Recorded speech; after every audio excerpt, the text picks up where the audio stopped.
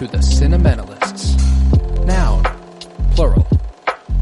Definition, those whose love for movies runs so deep, they can't help but do a podcast about them. Hosted by Colton Robertson and Joseph George.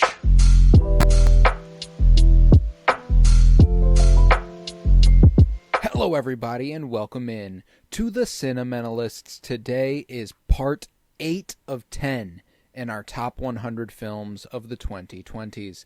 This is the 20s of our 2020s, 20 through 29. We're going to start at the bottom, work our way to the top there, and I cannot wait. We've had 7 brilliant parts, and these movies just keep getting better. I'm Colton Robertson. I'm joined by Joseph George. What's up, homie? Oh, what up, what up? Always a pleasure to be here. Oh, and it's always a pleasure to have you. And are you ready? I mean, I guess as ready as I'll ever be right now. Yeah, this is where it gets very difficult. And these are all movies that I love very, very dearly. And it's hard to put any one over the other. And grappling with that has been tough, but I don't know. That's just how these things go. That's just what happens. But damn, man. All right. Then I think I'm ready to go ahead and take us on in. It is tough. It is tough where we're at. But I'm ready to kick this thing off. How about you give me your 29? Okay. All right. Well, kicking it off here with a Yorgos Lanthimos movie here. This is where I have Poor Things, 2023, and just overall really pretty movie. I remember just Yorgos, by the way. Yes, Yorgos. I think I did add another syllable in there. My bad, but no, yeah, just a beautiful movie here, and one that is very gripping with a lot of different moral questions and gets to a lot of different places. Very unique. And you definitely don't see this interaction much in real life at all. It's kind of like a Frankenstein-ish sort of movie, and is she a real adult? Not really. She has a child brain, and but adult I don't know. Very, very crazy, but love Willem Dafoe in here. Just another crazy act from him. I love him every time he pops up.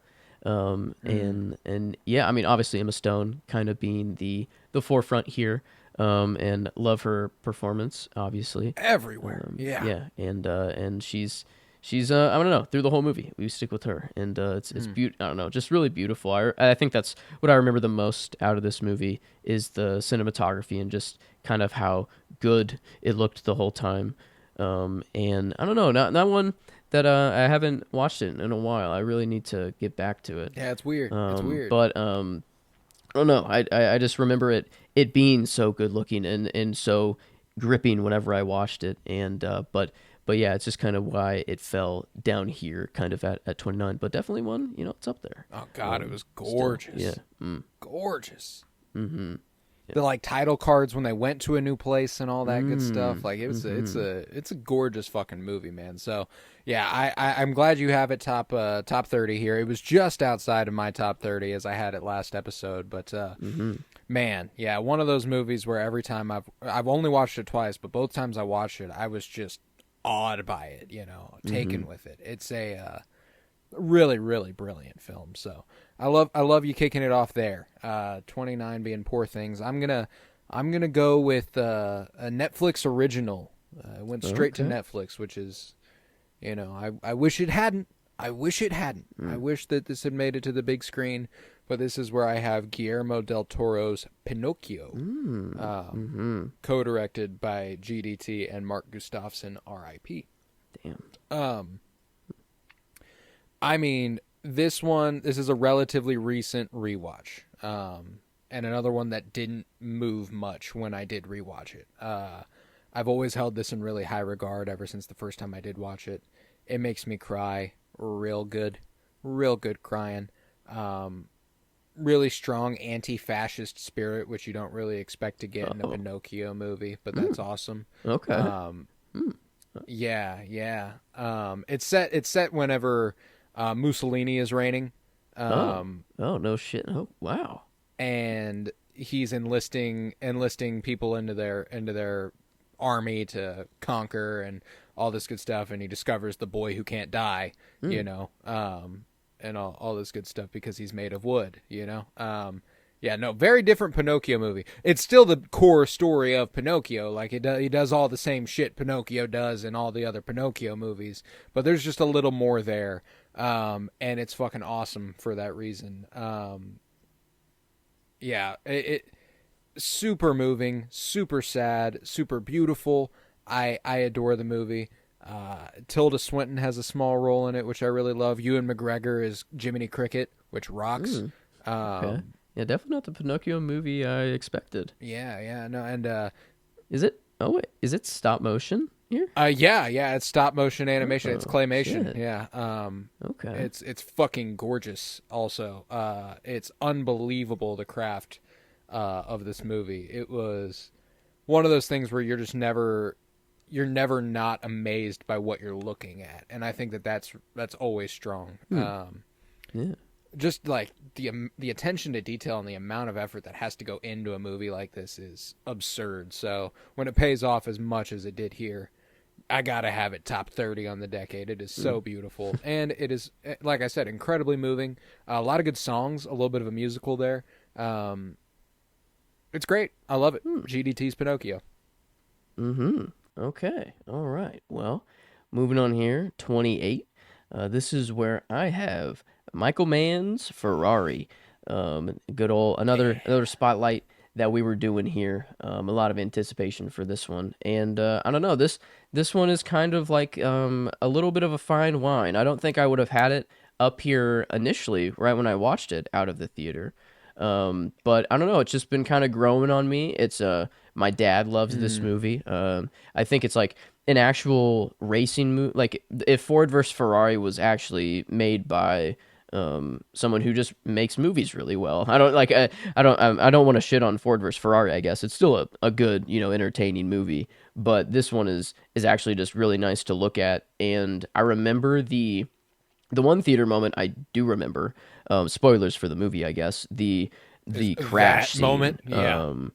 Oh Cool. my god. Oh, like I don't know. It was just all in one. It was so fast, and then like to have all of those thoughts in that one moment of like, holy shit, everyone in the theater just saw that, and like you could hear a pin drop. Like, I mean, it was crazy. And but Yeah, there was like a gasp. yeah, the gasps. And then just like yes. nothing. Uh-huh. God, it was so Like, good. It was so. holy That is shit. one of my favorite theater moments ever, dude. That was so special. Yeah. Yeah, and like you knew it was coming. Like they focused on that little thing on the road, and like or whatever that the tire hit to explode. Like and like I feel like it was even in the trailer of like a car like flying off the road, but like you didn't see the people that it just flattened Yeah. immediately, Mows down. and yeah, that was jarring. But no, the rest of the movie, I thought like to make just a race interesting is I feel like hard to do. Like I feel like it's kind of like golf, where like if you're not into golf, you're just really not going to find it that entertaining. And racing is just kind of like, well, it's a car just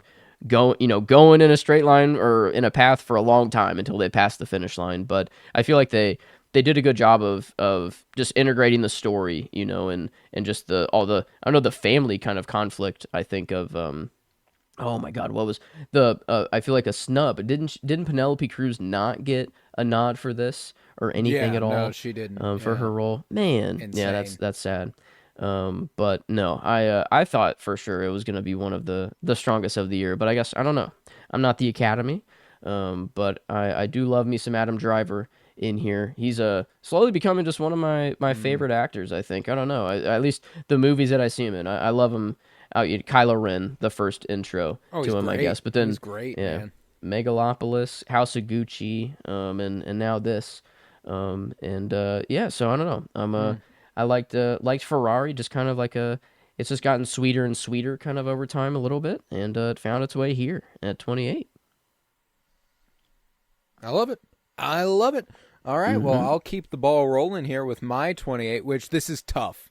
So, the way I did my top 100, there's, the ranking, it's a tad arbitrary, like I know people are like, what's separating these? Truly not much, not much by like at all. but I did some things are dominated by how much I just love it. Some things are just so good I can't have it high, or I can't not have it high. You know what I'm saying? Mm-hmm. This movie is one of my favorites, but I'm confident every movie above it is better than it, and some Okay. below it are better than it. This is the Mm-hmm. this is the weird one where I feel like it's just because of how much I connect with it, it rose this high. Um, Okay. 28's where I have Tick Tick Boom, directed Okay. by Lin-Manuel Miranda, starring Andrew Garfield. Mm-hmm. This Oh is yeah. one that we actually did rewatch recently, for the first time in a really long while, and it holds up like crazy for me. I love the songs. Andrew Mm-hmm. Garfield is perfect in every Mm. way in it. Um, I found it to be a little less good than I remembered it being, which is bizarre. No. But No. Mm. the things I loved about it, I still loved about it. Don't get me wrong. Mm. Like, it still made me Mm-hmm. cry like a motherfucker. Like, it still did all the things it's Okay. supposed to do. Mm-hmm. But I was unquestionably like, oh, this is directed by a guy who's never directed a movie. You know, Mm. Okay. like That's fair.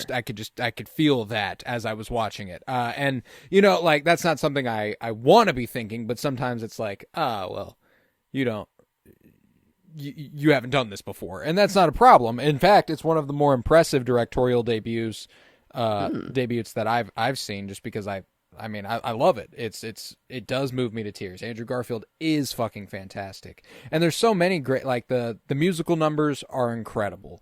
Mm. Everything, like I love this movie. The thing that every movie above it has in common is that it is unquestionably better made, in my opinion. You Mm-hmm. know what I'm saying? Yes. Oh yeah. Now that's not going Yeah. to be a That's. universal opinion. Not everyone's going to agree with that. But that is why it ended up falling to this spot, because there are other movies above it that. So I guess I'm justifying why it fell, not why it rose. Mm-hmm. Yeah. Because this is on And. paper, it does make me as emotional as any other movie, you know, ever. Mm-hmm. Yeah, I mean, and it's kind of like you have, like I have comic book movies in here that are obviously not as well made as like a, I don't know, a Anatomy of a Fall or even Megalopolis. I Mm. don't, well, I mean, I don't know, just more of the craft. But then I have some above that, and it's like it favoritism just has to play some, that is just a big role, Oh, and you can't absolutely, get past like absolutely. yeah, In fact, but like now that I'm looking at it, the only movie of the last several that I've listed that I would argue it might actually be better than mm-hmm, is in my 60s.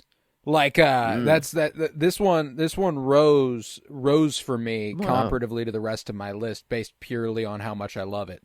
mm-hmm, But yeah, it did fall because there's just some above it that are just so yeah, goddamn good. I couldn't be like, well, Tick Tick Boom has to go over it. It couldn't. So this mm-hmm. is its ceiling for me, and that's all right. Okay. 28's where I have Tick Tick Boom. Yeah, that's all right. We'll get back to it. But not this episode. For me. I Oh, don't don't know. I know it? I love that man Andrew Garfield. And so yeah, we'll give him his flowers again. Um, Sorry, I dropped the call, guys. I'm gonna get him back. Sorry about that. there we go. Drop Are the we call. good? Um, We're good. We are I believe Gucci. so. In fact, I think that our lag's going to be gone now that happened, which is Mhm. good. Oh, there we go. Let's see. We're on 27. Is that right? I think. That is On if we're correct. done. If we're done with Tick Tick Boom. Okay, Yeah, I'm cool. good. This one, okay, kind of on the similar boat of where I don't know if it does deserve this high up here, but out of the theater movies that I've watched, like this one, maybe for more real reasons, has stuck with me more. But I really, really enjoyed it more than I think the average person did, out of the theater. And this is Civil War. And Ah, yeah, maybe not for the best reasons that it stuck around, but I really just thought that um it surprised me, I guess, of the movie that it was so focused on just the media and the journalists and like the photography and like and I thought it was going to be much more of like a I don't know. And not Purge is like the first movie to come to mind for whatever reason, but that's not what I'm going. Just like not focused on like the good side of the war. I guess I thought it was like drawing in people to, for the action and whatever of things, but the like I thought it was going to be just a shit ton of interactions of what kind of an American are you from the trailer. I guess it was just going to like I thought they were going to go around and just kind of encounter everything, but no, I mean it shows the kind of the brutal natures of war, but then also the really I don't know a beautiful side of it that I've never thought about of like the people who are like putting their lives on the line to document the moment and like realizing how important it is to document these moments and I mean, I don't hope that we're going down this path. No, it's a little yeah. eerie of how It's just I don't know why, but Nick Offerman just looks like JD Vance, like a little bit, and yeah. like it's just a weird possibility of a near future, but I don't want to think that way. I just want to think of the movie because I Yeah. loved the lenses they used. I don't know. I feel like they had some, God, it's like gorgeous, dude. yeah, it was. With a movie that so emphasizes the importance of photography and the beauty of photography had to look this good. Like if it didn't, it would have been selling itself short. Definitely one Yeah. that I kind of regret not having in my top 100 because there's it's one of those weird. It's a little bit of a mixed bag for me on its messaging, but the execution feels really, really strong. Like, because I agree, they are depicting the importance of journalists and the importance of the moment and honestly capturing what's being put to screen, or honestly capturing what they are going to be putting out into the world and what everyone's going to see. But there's just some things that we don't know who they work for. We don't know if they're independent journalists. We don't know if they work for a large paper. Like it's really interesting to see that there is just sort of there's still a real vagueness about everything, and I think that's a strength of the movie and one of those things that keeps it at arm's length for me. One of the things I do really appreciate is that the politics are never explicitly explored. I think that's a brilliant choice to kind of project your own sensibilities on who you want to align yourself with. And I think that's at least really bold, and I can respect that. Yeah, it was. I mean, I think a lot of the movie is kind of your thoughts afterwards, and like you putting together what you like. You're kind of putting together what you think the world is like on your own because the movie doesn't really do a whole lot to tell you of like what's happening. Like it's California and Texas or whatever are like in a legion. I don't know. Like I forgot like the dynamic of whatever was going on, but it was obviously like what really that's what we're going That's with. who figured it out. Right. Yeah, and but I mean I think just the of how it looked. I feel like every time Kirsten Dunst was on screen, they used a different lens, or like sometimes, like I felt like was they it do like a that heart radial blur or the thing? yes? Okay, that's right. It was the just circle okay, blur. the circle. It's Yeah, gorgeous. okay, that's right. But I don't know. I look Kaylee Spaney is kind of up and coming. She Just rocks. with Alien Romulus, and I feel like Priscilla, one I haven't seen yet that I do need to get to, but I feel like she's kind of up and coming on my list as well. I've liked everything she's been in so far. So I don't know. Yeah, I like Civil War. I think more than the average person. And I guess that's why it's up here, at 27. But that's as I high love that. as it could I love go. that. I guess. Yeah, no, because that movie is so confounding because it was a great theater viewing too. Did we see that in IMAX or was that just a normal? I think digital? so. I think it was in That's IMAX. a good question. I can't remember. I remember it big as fuck. I just remember like I know we saw that shit in the theater, and I remember it being fucking gorgeous. Like when they're driving through like the burning forest, and there's like ash raining down and stuff. Oh my like gorgeous. That That's one of those shots Yeah, that just sticks with me, and I don't know why that one. Whenever Kirsten Dunst's head is in the grass and they're doing that radial blur with the flowers and stuff sprouting up around her and stuff like that. I mean, and obviously, spoilers alert. one of the final moments whenever Kirsten Dunst saves Kaylee Spaney and gets shot in the process, and she takes a picture of her. Like, that's a damn. That is a good fucking moment. Knowing that like she would want the picture of her taken to, like, it's like exact. I don't know. It like, yeah. I mean, that it what a. Oh my god. I don't know. There were. It's like bad the bright situations, side. but It's like the bright side of that scene from Nope, where the dark side of this coin is, why aren't you filming this? You know,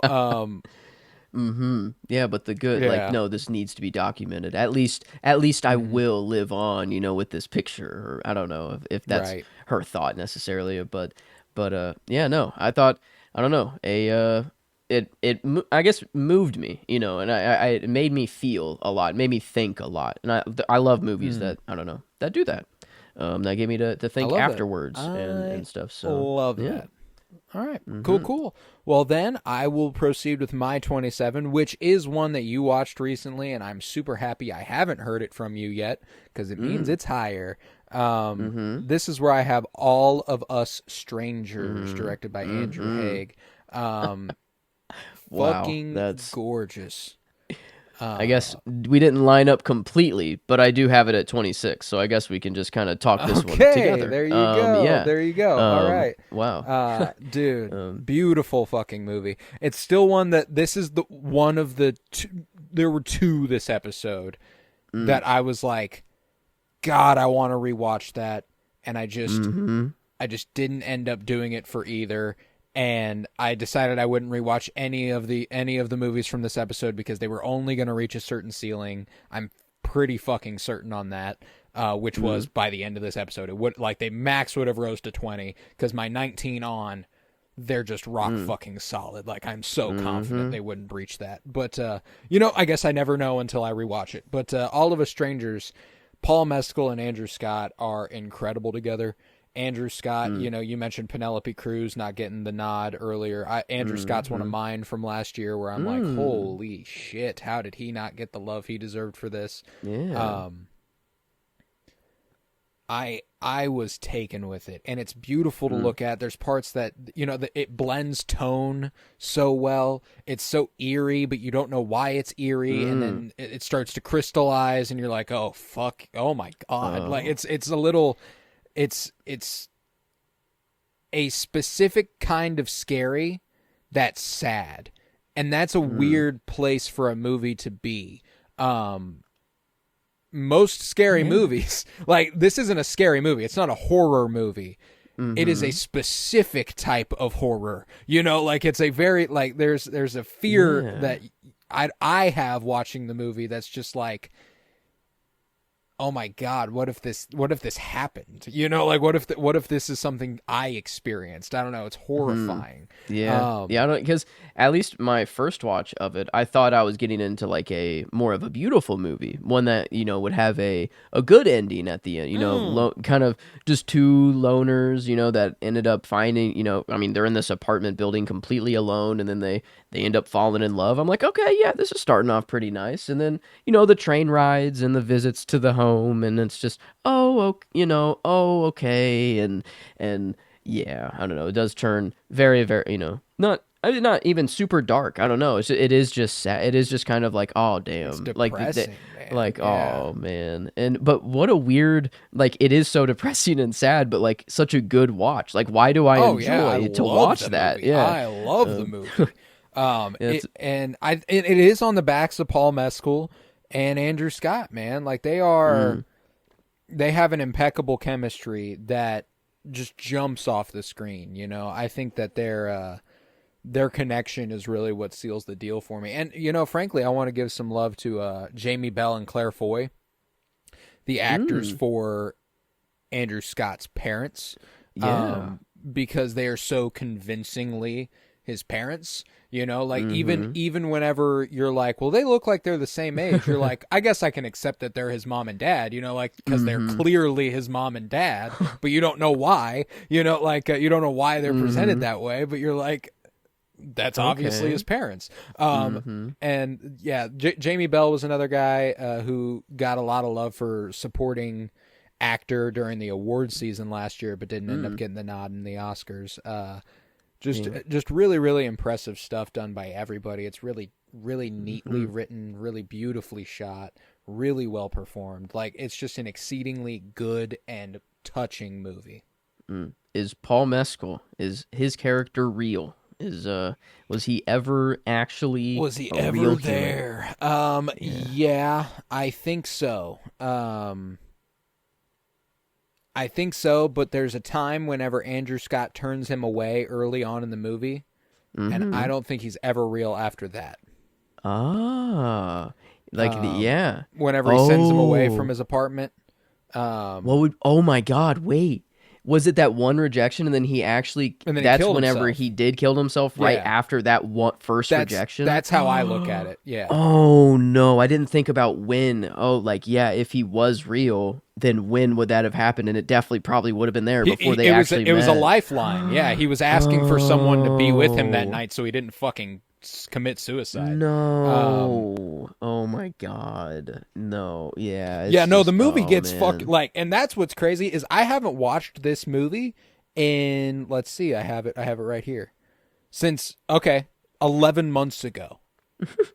I haven't watched this movie since Damn. 11 months ago, and it's Yeah. seared. It's seared in there. Like it fucked me up. That man. last scene at the restaurant eating with his parent, or no one eating actually, because I don't like. Yeah, no, I'm not hungry, thank you. And then the freaking mom at like being confused and like or whatever, like the dad going away fast and he's gone, and then the mom still being like, oh, what's going on, or like, oh no. Well, Yeah, and that's what I love too is that there's no they never make it clear if it's like an Andrew Scott's character is having a mental breakdown or if there is actually some paranormal shit happening to him. It seems like a blend of both. Because like there's that part whenever Paul Mescal's trying to see inside and what he sees is like specters that like don't have faces and stuff. Like it's weird. I love that there's an ambiguity to it that allows you to just analyze Andrew Scott's character, and he delivers just an unbelievable performance that a whole other ranking for like best performances of the decade, this would be up there for me. I think he is just so good. Oh yeah, I can finally say I have a new favorite, past Moriarty. I think Right. this one I definitely would prefer over Moriarty. And I guess I don't know. I'm looking at his letterbox. Is he confirmed to be in the next Knives Out? It looks. I mean, seems to be on there. I feel like I heard about that. I mean, yeah. I mean, Josh O'Connor, Yeah. Kaylee Spaney, Andrew Scott, Josh Brolin, Thomas Hayden Church. It's gonna have quite the cast. Yeah. Okay. Yeah. Hopefully he'll be getting. I don't know. I got okay. He was in 1917, Saving Private Ryan. I don't know. Maybe. Oh, as Soldier on the Beach and Saving Private Ryan. I don't know how. Yeah, big I mean, of he would have been a young role. actor Yeah, when Saving okay. Private Ryan came out. Oh, that's 1990. Oh, wow. Okay, I did not know it was that old. I thought it was like early 2000s or like 2010 for whatever reason. I just have never Late seen 90s, it. but still, yeah, it's been a while. Yeah, it's Okay. He's Well, a great actor though. He's a great actor. Need to see him in man. more things for sure. But all right, so that was my 27. You're 26. Yes. And so I'll jump into my 26, which I desperately want to watch it again, but I have a similar thing as I did with Monkey Man, where I just want to preserve that. I want to preserve that feeling I had when I saw it on the big screen, and I can't bring myself to watch it outside of there. Dune 2. Dune Wow. Part 2. Yes, there it is. Okay. Yeah, what a fucking awesome movie. In fact, I actually just rewatched in the wake of David Lynch's passing his version of Dune, which for all of its faults, I have a great time with. I think it's a lot of fun. But what it did more than anything is make me go, God damn, are the Dune movies good? Like the Denis Villeneuve Dune movies are so fucking good. And I think that the second one on the big screen is one of my favorite theater experiences beginning to end I've ever had. It's up there with Oppenheimer, up there with Everything Everywhere All at Once. And that's saying a lot because those are much higher on my list. Mm-hmm. It's just I feel like I've been able to watch those a lot more accessibly outside of the theater, and I don't know what it is. I think it was just so profoundly good in that setting with that sound, with that giant of a picture, that anything else will be underwhelming. So I can't bring myself to come back to it. But Timmy is incredible. This is, I mean, he is the one who points the way, as he says. Zendaya is the absolute highlight for me. Chani is my favorite character in the Dune movies, and this one is really the one where she gets to shine. Javier Bardem is fucking hysterical as Stilgar. Rebecca Ferguson is scary as fuck as Lady Jessica. It's just Austin Butler, Florence Pugh, Dave Bautista, Christopher Walken, Leia fucking Seydoux. I love them. I love everybody in this cast, and I think that everybody knocks it the fuck out of the park. And Greg Fraser's photography is unbelievable. If this doesn't win Best Sound Design, Best Sound Editing at the Oscars, it's a total fucking sham. Like, I don't think there's a single thing that comes close. But yeah, I adore it. I think it's great. Dune 2 is a fantastic film. It is a lot higher on my list, that's for sure. I think not a surprise. But I do agree with you that I have seen it outside of the theater, and it is different for sure. Like, it is not the same. You feel so much different When it in the theater. Yes. Within you, when the fucking giant, when the motherfucking worms are it's incredible. Yep. It's incredible in that setting, dude. But yeah, so that I am now more open to rewatching it outside the theater more than I ever have been because of my recent rewatch of Lynch's Dune, or rather Dino De Laurentiis's Dune, because he butchered that shit in the editing room. But I will be getting back to it sooner than later. It's a great adaptation of a fantastic book. And yeah, so I've got it about 20 spots higher than its counterpart in Dune 1. Okay. All right. Wow. Well, I mean, I'm glad it did rise this high. You know, I did expect it this episode. I won't lie. I did kind of expect it to come around here. So not too much of a surprise. Good read. I just know. Yeah, I knew it would be getting its flowers eventually later on. And I don't know. I kind of have a desert theme. Moving on, kind of strangely. But not this one so much, I guess. This one is. It's got a lot of different things. I think not a lot of people don't. I don't know. This wasn't the most loved movie, but I loved it. I don't know. I loved every second of it. I loved the idea. I loved how it blended the real world with the sci-fi. I'm a sci-fi geek, so I'm automatically going to love it. But this is The Creator by Gareth Edwards. And still probably not my favorite Gareth Edwards. I'd still say that one probably goes to Rogue One. But I feel like this one... I don't know. I think the story was more unique here. Like, I just think I'm a Star Wars fan. How am I not going to like Rogue One? But this, I loved the visual effects, and I loved the world that they built here, and everything looked really, really good. And I think it was just because a lot of it was just on real location, but it mixed like third world countries with the, or just a lot. It wasn't right in the smack dab of L.A. or Tokyo or I know kind of a big city. Cities, it was it was always on the outskirts or in villages or I don't know, just random places. And I thought that was a really cool. Just the world they built was really cool. And then just I love John David Washington. Denzel's my man. Always right. And then having the young and upcoming.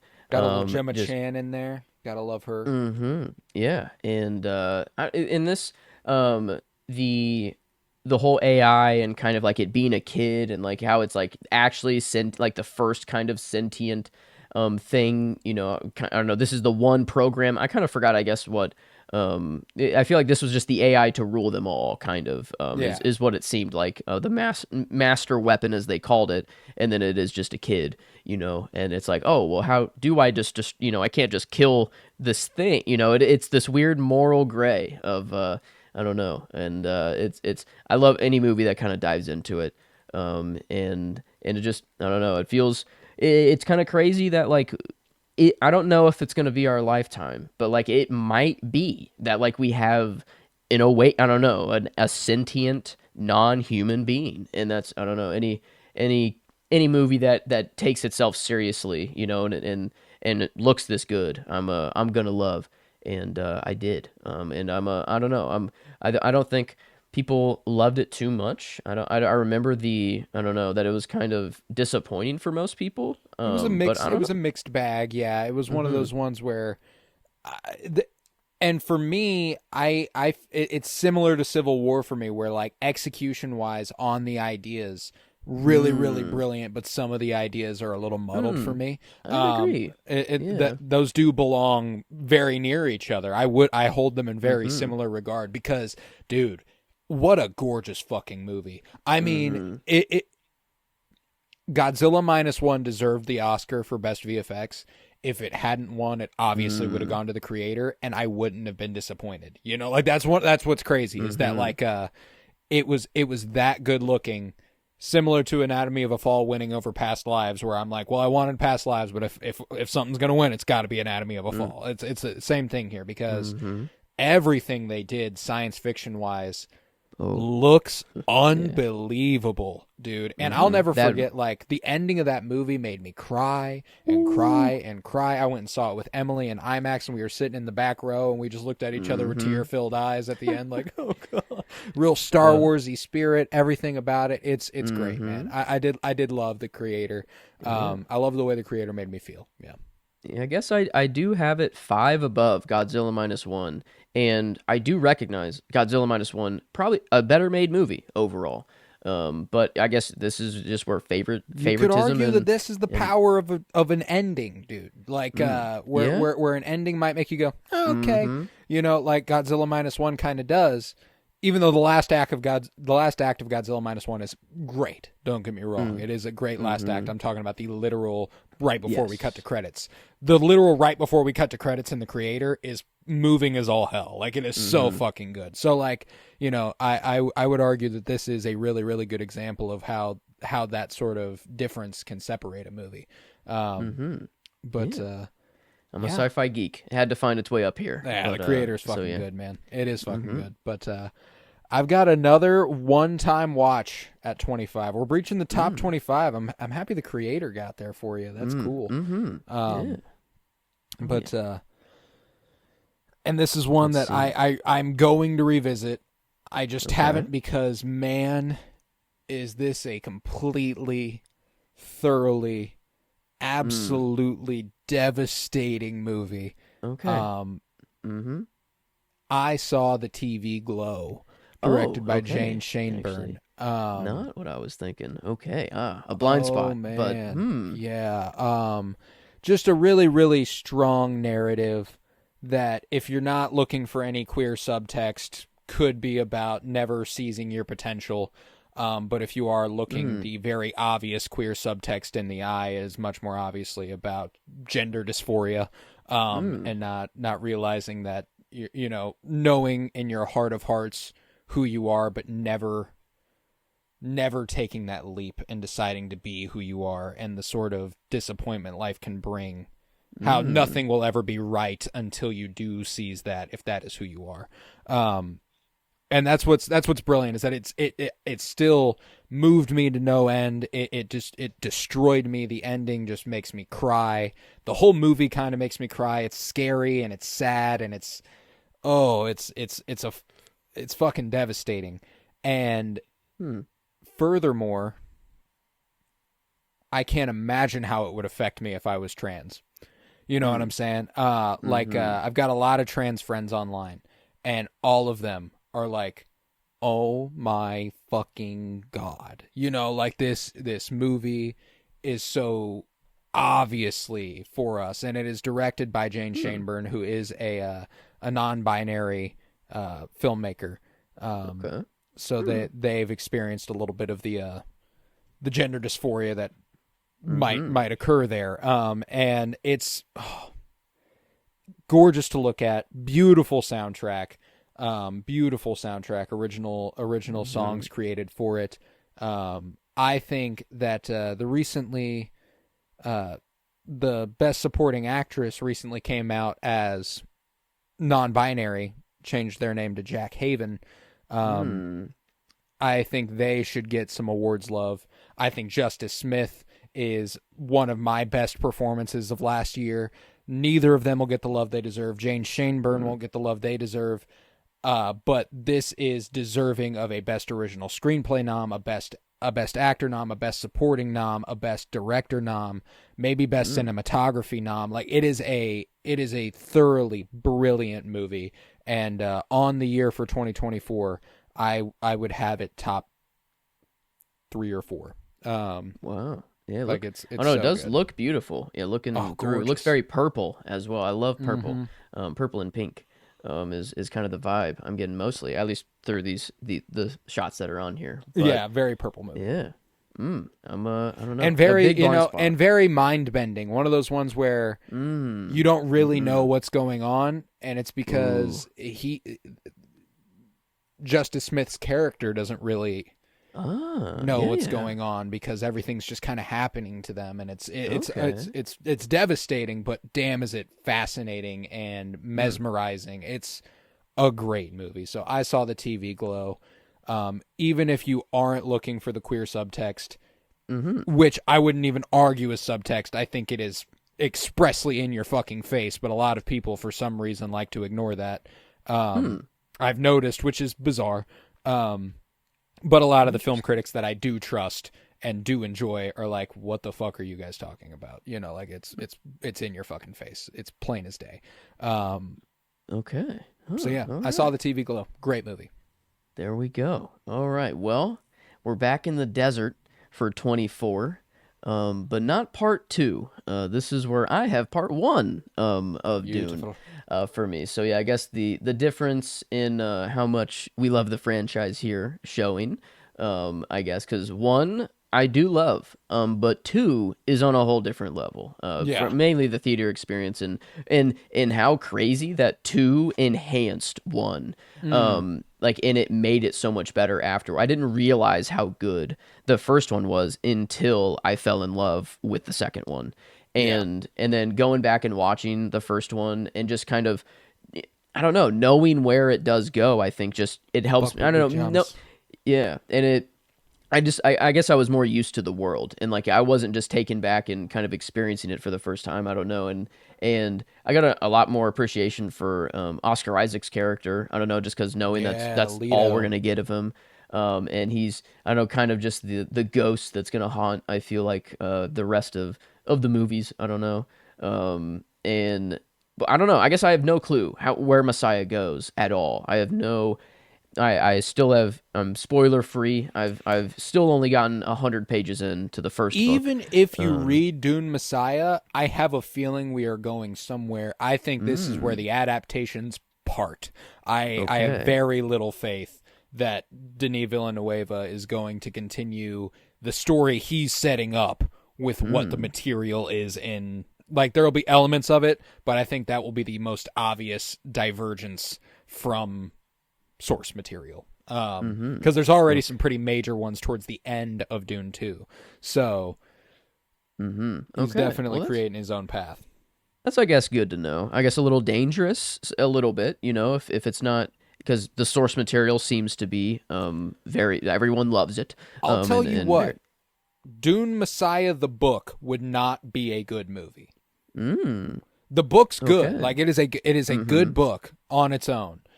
It would be like, for what Denis Villeneuve has done with these two movies, it would be a boring ass conclusion to a trilogy. Like, it would not be fulfilling. So I have a feeling he's going to do something, you know, maintaining some of those main story elements, but making it, enlivening it a little bit.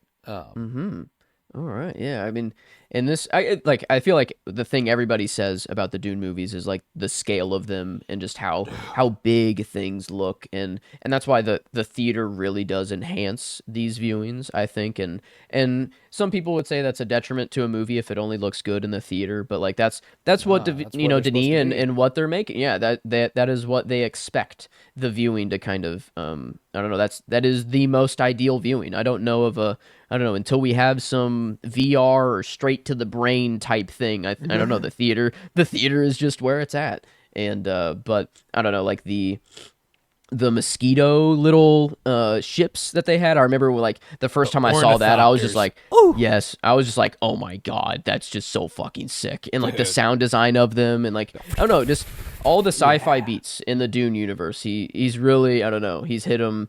And I love how like it's just a dirty word. It's not clean. It's like I don't know. It is I don't know, just dusty and but still sci-fi as heck. Well, and then And back on Caladan, like the water planet and stuff, like gorgeous, gorgeous photography there, gorgeous architecture. Whenever like one of my favorite details from the first movie is when the guild, the navigation guild, pulls up, and they don't even really elaborate. They don't do anything to explain to you where they're coming from. They just fly through a little tube, and you're like, okay, bet. And then like that whole thing where they're announcing what's going on, brilliant looking. Smile, Gurney. I am smiling. Fucking incredible. Gurney. God, gotta love Gurney. Patrick Yeah, he's Stewart plays Gurney in the David Lynch Dune, by the way. Oh, really? Yeah, Okay. yeah. Good old what? Professor X? Good Yep. old wow, as Gurney. Okay. I guess he was Gurney before he was Professor X then. Yes, he was. Yes, he yeah, was. definitely. So I don't know. I'm definitely gonna have to But check after out he the was OG. Picard, I'm pretty sure. Is that Star from Trek? Star Trek, yeah. Okay, yes. I still haven't gotten around to Star Trek. I've not watched any Star surprisingly. Trek, which is something that maybe we ought to tackle. That is for crazy. the show, I don't by the know. way. Yeah, that is kind of crazy that neither of us have seen it at all. Well, when we were Just- young coming up, it was just always so either or Star Wars, Star Mm-hmm. Trek, and then I fell in love with Star Wars, and it was like, fuck it, I never have to watch Star Trek. Yeah, but now I'd I'm feel like a curious. traitor I a do little want to bit. know. Yeah. I want to know. Because I've heard Yeah. great things. So maybe that's something we look into. Yeah, a little Star I Trek would like project. Yeah. But first time viewings for both of us, it could be fun. But yeah, all right, Dune, the first yes, Dune, the first there for one. you Yes, at what was that, 24? 24. Mhm. All right. 24. 24. 25. But 24 for me is one that I had. You came on over and we screened it down here in the sub basement. 24 is where I have The Beast. Yes. Starring Leia Seydoux and George McKay, directed by Bertrand Bonello. La Unbelievable. Yeah, La Bête. Unbelievably original. Heart-achingly romantic. Devastating ending. Just profound levels of yearning going on in this movie. Leia Seydoux, I think, is a easy best actress pick for me this year. I think she is brilliant. I think this screenplay is innovative as all hell. The imagery is unbelievable. Drop dead gorgeous movie with drop dead gorgeous people. It's freaky. I hesitate to throw the word around because it's sacred to me, but there's a little Lynchian thing going on here, specifically in the second, the like 2014 timeline where she's in the house looking around and stuff, and there's glitches and shit. Like that's a little, there's a little bit of a Lynchian thing going on there. Yeah, I still don't know like what fully like I guess I'm wrapped around most of the movie, but the green screen, and the pauses and the going back like that, it's like it seems that there's some outer world, that they're not God, what a in fucking fully movie, or dude. something. I Yeah, it's I gnarly. love that movie, and that's I'm just speaking volumes to how much I love the rest of I love the rest of these movies, with this being at 24, because I these top 25 really or top 26, 27, 28. These. I love these fucking movies, dude. So like each succeeding one, just know it breaks my fucking heart to be putting anything below anything else. And The Beast particularly bothering me at 24, but I love it. It's a gorgeous movie. So I got The Beast at 24. All right. Yeah, one time viewing for me only. It was that's it. But man, it's not this episode for me. Yeah. So it'll be a little bit later. I don't know. I did take a liking to it immediately. So we'll get back to it next week. But still in the desert vein for me. One that you already have said and rewatched recently and didn't move. And I think if I were to rewatch it, it would be the same for me. But this is where I have Furiosa, the good old other desert movie that we got this year. And yeah, I don't know everything we did say about it before. Just holy fuck. The theater, like in the theater, definitely helped. Doing an Anya Taylor-Joy spotlight definitely helped. You know, it was the feelings were definitely good going into it, and I wasn't disappointed. It was just the good old revolutionary spirit, and Chris Hemsworth. I don't know, yeah, just finally a role for him where I don't see him as Thor, and like he actually did kind of escape into the character. To make it epic? Yeah, no, he's so good, dude. I'm continually amazed by what he does in that movie, just because it's so, like you said, he doesn't really escape into characters in a way that makes me go, well, that's not Thor. You know, this one, that's Dementus. That is the Red Dementus. That is Dementus the Dark. Whatever else he fucking called himself in that movie, that's him. I fucking love it. There's a part when he gets his nipples torn off. I don't know if you remember that. Is that right? Really? Yeah, he's got something attached to his nipples, and then someone like yanks it, and they come off, and he's like, "Oh, god damn it! Oh man." Ooh, that sucks. And it's funny because he's like, I got a lot of adrenaline running through me. Yeah, it's I did love how he slowly incredible. just got more and more red over time. You know, he was white at first and very pure. I don't know, had his cape, whatever, and then he didn't give a fuck later on. He was going down the path. But no, yeah, just he's fucking hysterical, man. In the, I don't know, the moment of whenever she got her arm torn off, I thought would actually be more of a moment. You know, I thought like it was, I don't know, but it just kind of boom, sick. it just happened, and I was like, oh shit, like there it went, and I don't know, I remember just kind of it being fast, and it was her only map home. Oh, god damn it, no, yeah, and then finding home, not really home anymore. Not quite, but the seed or the seeds, right? I don't know. There was still some seeds left, and that's all you need. I don't know. Life finds a way, even in a world like this. And good old Samoan Joe? That doesn't sound. Why did I think Samoan Joe? I'm pretty sure Samoan Joe, if I'm not incorrect, was a WWE wrestler. Samoan yes. Samoa Joe. Yes, Samoa Joe. Yeah. Is a dub. Yep, there he is. Yeah, I'm not going to lie to you. I don't have a clue who you are talking about if you're not talking about... Are you talking about like the main guy? Oh my god. In Fury Road. Yeah. He's in Furiosa a little bit too. The Immortan Oh, that's Joe. right. And Morton. There it is. Yeah, okay. I don't know why I went I don't know. That was just what was in my brain. WWE, baby. WWE. That'll stick with you forever. I mean, yeah.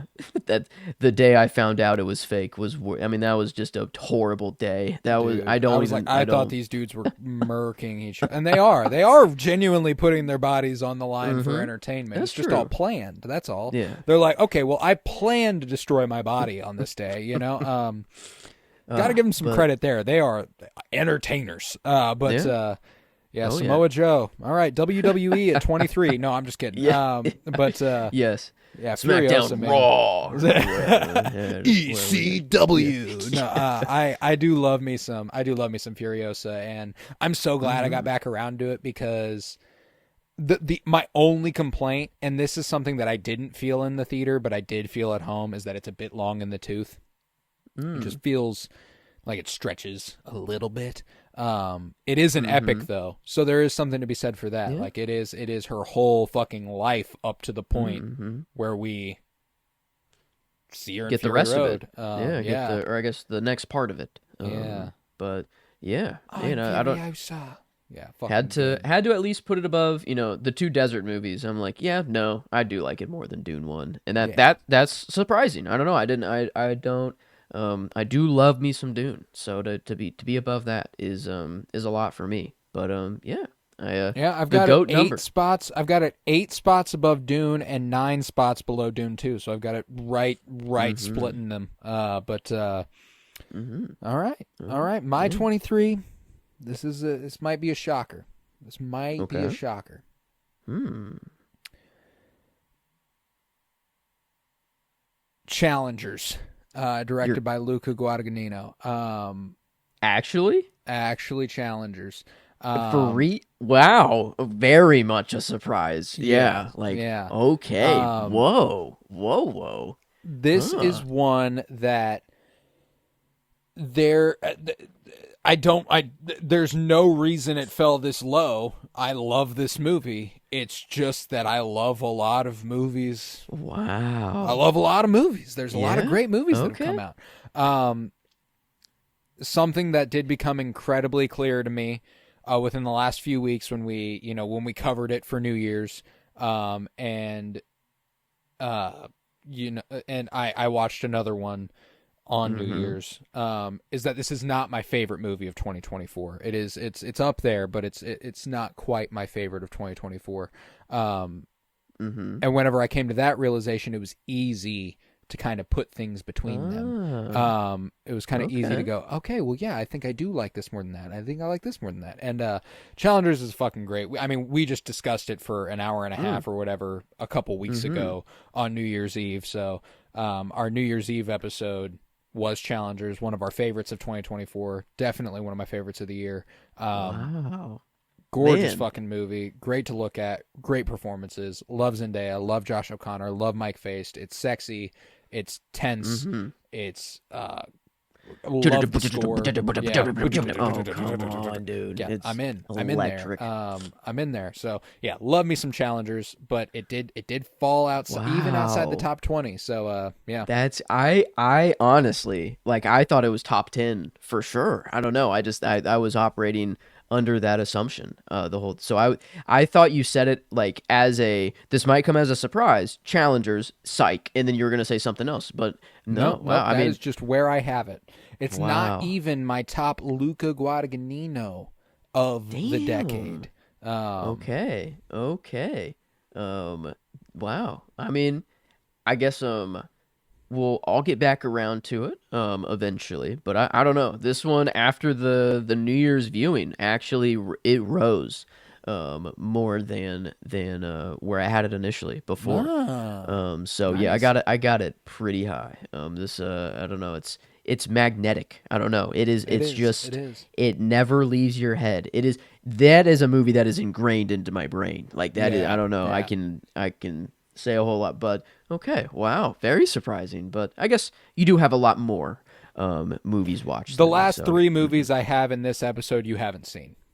okay, there you go. Yeah, and I think that makes sense. There's a lot more in between. But okay, wow, okay, definitely a surprise. But all right, wow, 23, goated number, can't be, the goat, LeBron That is and my Jordan, whoever you that care. is my So LeBron there we number go. there. Yeah. Yeah. It got all Zendaya and Furiosa. We got Anya Taylor and Zendaya, the both goats Queens. of this list. So there we go. Okay, wow. Well, I guess moving on here to 22. Man, just movies are back. It was what this movie kind of just was. And every time I watch it, it just gets better and better. And it's just like this. It's just this man. I think he just has this energy. It's Top Gun Maverick is what I have here. Tom Cruise. Yeah, I don't know. He's just kind of that dude. And I'm realizing it even without all the Mission Impossibles. I still have to get to that. Waiting on that. I can't wait till we get there to watch all those movies. And but yeah, no, this what an I people say that like it's not like the original. I like it more than the original. It's so much I don't better. know. Like it is fucking I miles better. I Don't let anyone fool you. Yeah, maybe that's just you don't want to let go to the OG. You want to say that it's better or whatever. No, I mean I don't care. This movie is so much better, and not just because don't get me wrong. Top Gun is a great movie. Yeah.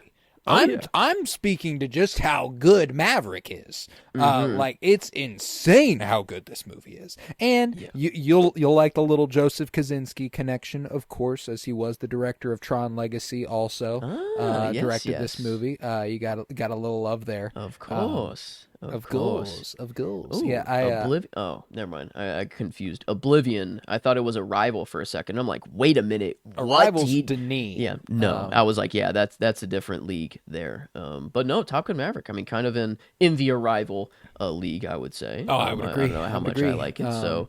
But no, yeah, I don't know. Just it's what I'm studying in school, so anytime jets or anything are in movies, stuff like that, I'm not really particularly on the military route, or I don't want to make weapons, but man, it's just, I love seeing things go fast. I don't think that'll ever get old for me. And the idea of sitting in one of these jets and just going, I want to experience in my life at some point. I know I will never be able to be in control of the thing, but just because in there. Oh my God! I need to know what that feels like eventually.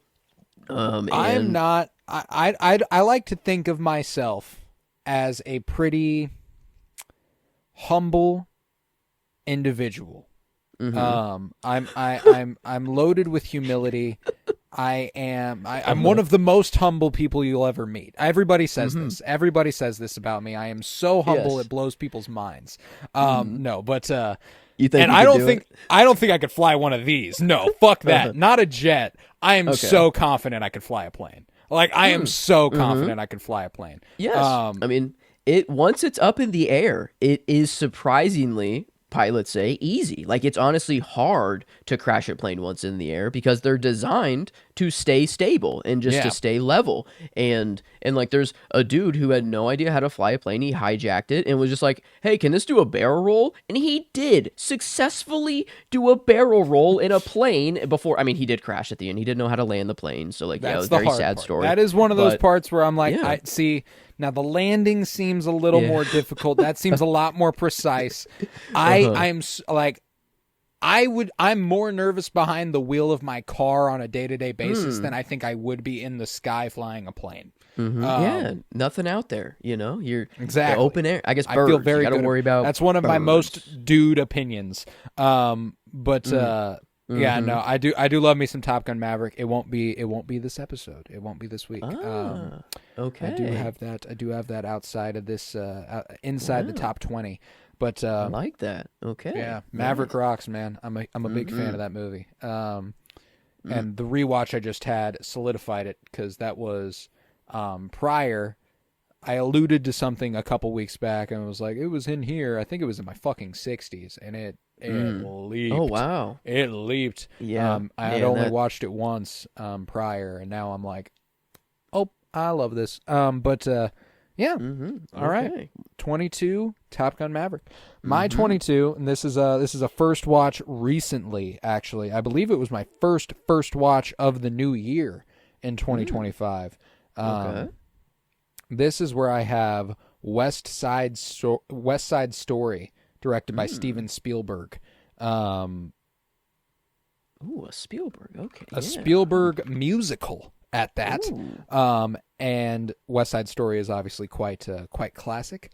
When you're a jet all the way. I love it. And Mike Faist is in it. I got Mike Faist back to back in these. Very big role. He gets to do his actual musical theater kid thing, and he's great at it. He's a great dancer. He's incredible at singing. He's got a great thing going on as Riff there. Rachel Zegler is flooring, absolutely flooring as Maria. You got Ariana DeBose in the mix.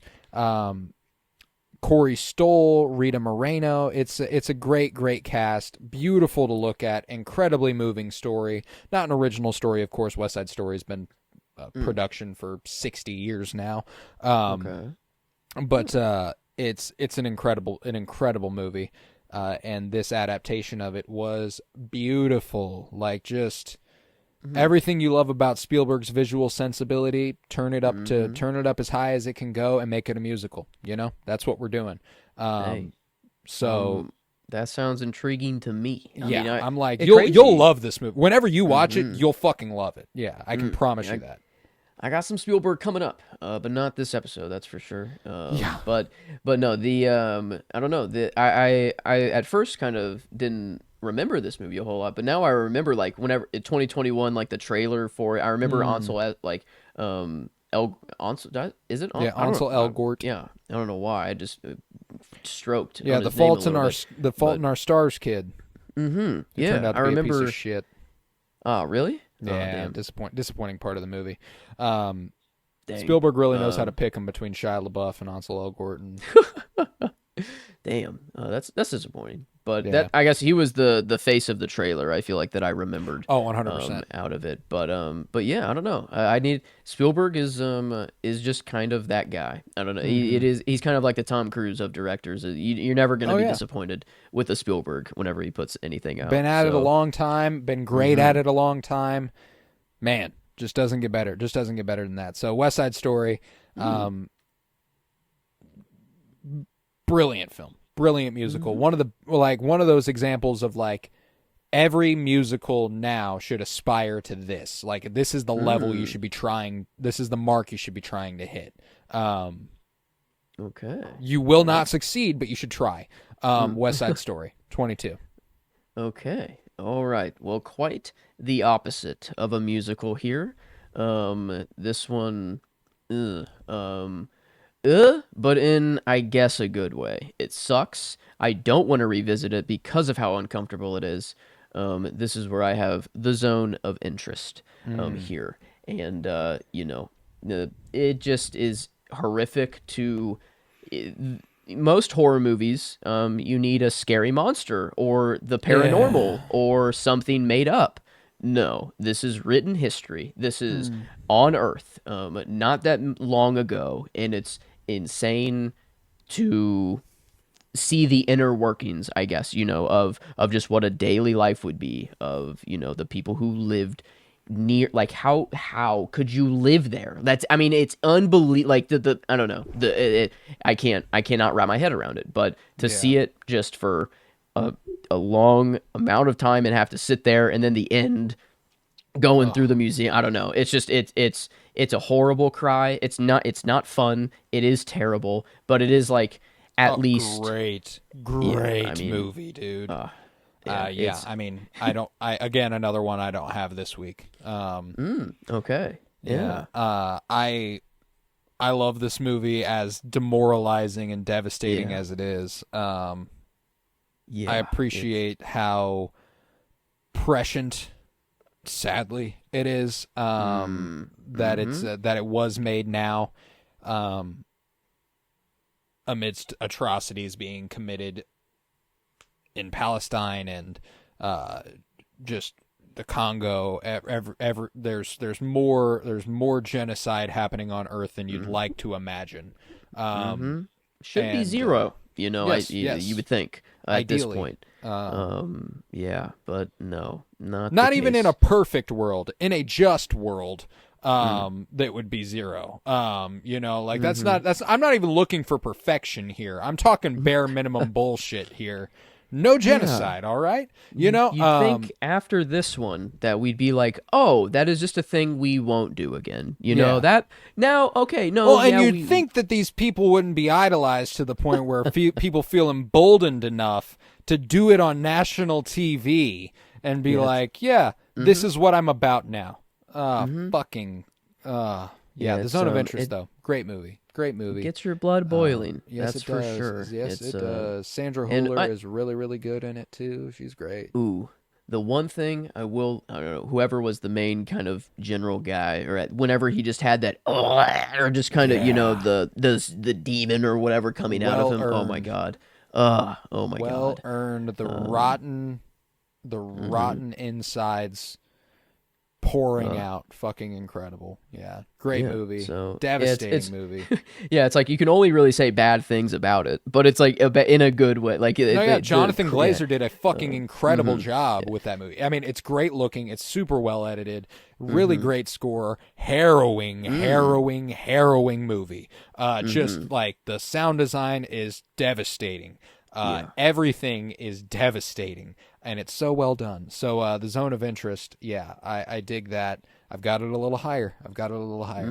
Okay, all right. My 21. This is another blind spot for you, as I said. This is where I have a movie called Drive My Car, directed by Ryusuke Hamaguchi. This is my second Hamaguchi film, as I also had Evil Does Not Exist back in the 40s last week. Drive My Car is serene. It's kind of the word I will use to describe it. The score is lovely. Aiko Ishibashi is incredible. She does a great job with the Drive My Car score. It's 3 hours. It's a slow burn. It's just kind of existing with this guy. And don't get me wrong, he goes through movie shit. It's not like it's not like Sometimes I Think About Dying or certain women that I've regarded as kind of like you're just living with them for a little bit and that's that. No, stuff happens to this guy, you know. The jumping off point for this movie is that, well, he's a playwright and his wife is he's a stage actor and director, and his wife is also a writer. And they're workshopping stuff. He gets called to jury duty. He's got to fly out, and he leaves, and but his flight gets canceled. And when he comes home, he finds his wife with another man.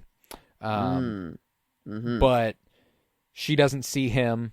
He doesn't say anything. He just quietly leaves, and never confronts her about it. And I'm not really spoiling anything here because it's just kind of the way they do it is interesting. And then she dies. Okay. And he never confronted her about it. There's this sort of unresolved feeling within him that, and that's like 40 minutes into a 3-hour movie. So like there's a lot that goes on in this film. And it's kind of him just existing after, and it's really just a really poignant depiction of love and all of its complications. Love is not any one thing. It's not always neat, and it's not always perfect. It's not always pretty. Sometimes it is, deciding in a moment like this that you love them enough to never confront them about something like that. Understanding a person well enough to recognize that maybe they needed it in some fucked up way, which is I'm not saying that that's necessarily, it's never justified. I don't think adultery is appropriate in any capacity, but there's an interesting line towed where it's him grappling with the way he loved her and how she must not have loved him the same way, but she did. She, by all accounts, and every other way, loved him as much as he loved her. But she cheated on him. And that's like the only blemish on the surface of this relationship. And it's so fascinating to like watch that sort of unfold for him. Great movie. Yeah. Very, very peaceful. Intense at points, but I just, serene is the word I would use to describe it. Great movie. Drive My Car. One that was almost thrown on. I might have hypothetically sailed the high seas for this one, and had it in the folder of ones to get to, but didn't quite get around to it. But I don't know. Looking through, it does look good too. I don't know. Gorgeous movie. So, I mean, unbelievable to look at there. So yeah, Drive My Car, fantastic film. Strongly recommend. Okay, all right. Well, this is the last one. This is the tippy top. The tippy top of the tip. The tippity top of the tip. But yeah, I'm not going to do the giveaway thing. I've done it enough. If you know about it, you know about it. Go to Blue Sky at Colton Robertson. I've got a pinned post there explaining our giveaway. Check it out. I don't feel like it today. That's fair. I mean, has been how many parts by now? Or we're on part fucking 7. I've said it 7 times, guys. Yeah. You check out any of the other 7 episodes, you get all the details about the giveaway. Go check it out. All right. Well, then to top off the list, this movie it has some crack in it. I compare it to Cure. It is the closest movie that I think I can have to Cure, and it's a movie that I watched and that I just instantly loved, but I didn't know fully why, and but I haven't gone back, which is interesting. I've only, I think, seen it the one time. Oh, look at no, I did watch it twice, actually. Never mind. Maybe I just didn't rate it, and then I went back and rated it. So I'm not actually sure, but I think I only watched it once. But this is where I have La Chimera for me. Yeah. And whoa. I mean, Josh O'Connor, big fan. And seeing him, I don't know, take the full lead here was awesome. And just the ups, I don't know, the paranormal, just the you don't really know where the movie's kind of going. I feel like it's just kind of, we're on this adventure with him, and just they're, I don't know, tomb raiding, and just going into tombs, whatever. But then I remember the ending, whenever he visits that one kind of house. I think that was maybe like a train station, I feel like, for whatever reason. And just with all the women, and it felt like, felt like a perfect, what more could you ask for, kind of, I don't know, there. But then the one he seeks. Realizing that he can't stay. I don't know, that it would, I don't know, just it's not his place. I love that movie, and this is one that I do not have this episode. You've rattled off a few in a row that I do not have this week. It will be in the final two parts, but it's one I'm 100% revisiting before we talk about them next week. Oh my God. I feel like I'm not doing it enough justice, because it has been such a while. It's been 7 months since I've watched the movie. Well, and there's something to be said for it being 20 on your list. I mean, I only watched it the one time too, and I have it higher than this. Yeah. More than anything, I remember just the way it awed me. Like, I was just all enveloped. It made me feel, I don't even want to say good. It just made me feel, it's so warm.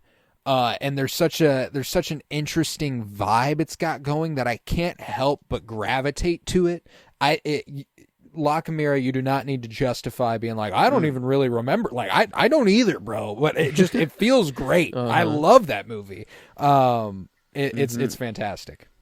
Yeah, and I guess that was kind of every movie that I have above, I'm like, I clearly remember why I do love the movie, and I don't know, I can kind of picture but I don't know, it is kind of like a Cure. I feel like I was mesmerized or just kind of hypnotized a little bit while watching. So and you watched it and you just loved it, and that was that. No, man, La Chimera, it's a special fucking movie. So 20. I love the way you're rounding out the list there with La Chimera and Zone of Interest, and goddamn, good couple there. Good couple there to conclude. But I'm going with one of the last blind spots I'll have for you.